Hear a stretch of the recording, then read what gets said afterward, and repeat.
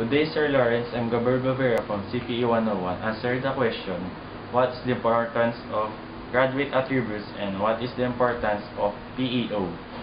First, the importance of graduate attributes are the charity, competence, and character.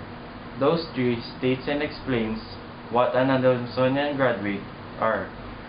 Those professional but have a wide knowledge on what field did he or she take or have mastered, and an Adamsonian graduate is that he or she acts and works what is an educated guy or a girl, and have a character that is socially and mentally responsible to handle different situations in life or in work.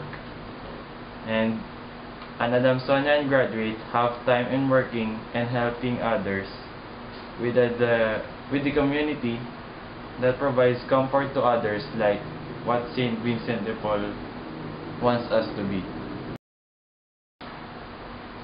The importance of PEO is that it gives explanation on what is a professional graduate is, on how it works or what it does, and on what good or helpful things it can provide to the community, for they are the builders of the community.